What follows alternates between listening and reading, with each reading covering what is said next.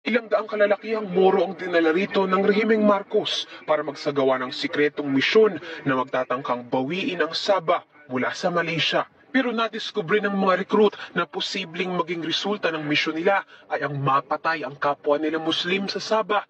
Nang hindi na matuloy-tuloy ang misyon, pinatay na dito sa koridor ang mga lalaking Moro na kilala na ngayon bilang Jabida Massacre. Dito sa airstrip na ito, pinapila ang mga binatang Moro at isa-isa silang pinagbabaril ng militar dahil hindi na umano sila kailangan ng Pangulong Marcos. Maraming hindi nakakaalam na itong Jabida Massacre ang dahilan kung bakit nabuo ang Moro National Liberation Front o MNLF.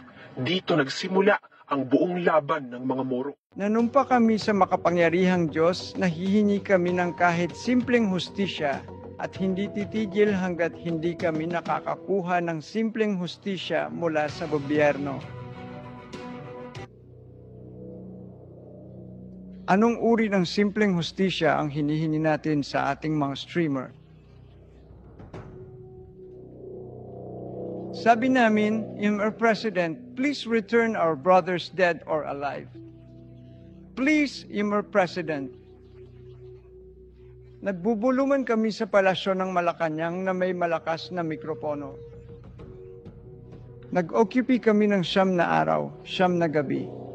Natulog ako doon, Freedom Park sa loob ng 9 na araw, 9 na gabi. Umalis lang ako nung pumunta ako sa university para magpalit ng damit, maligo at ganon.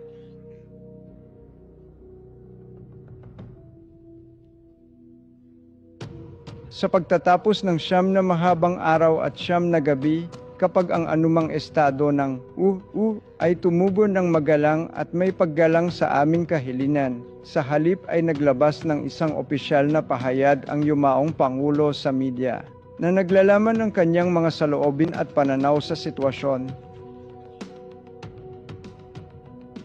At naging headline issue, sabi, Mr. President Marcos has promoted one rank higher, the executioners of the Muslim corridor.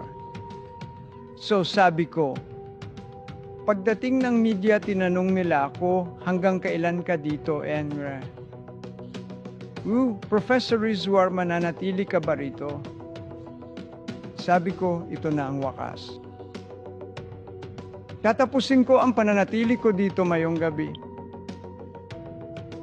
Doon, tinipon ko ang ating mga pinuno at nanumpa tayo sa makapangyarihang Diyos na simulan ang ating pakikibaka para sa ating ganap na kalayaan at kasarinlan.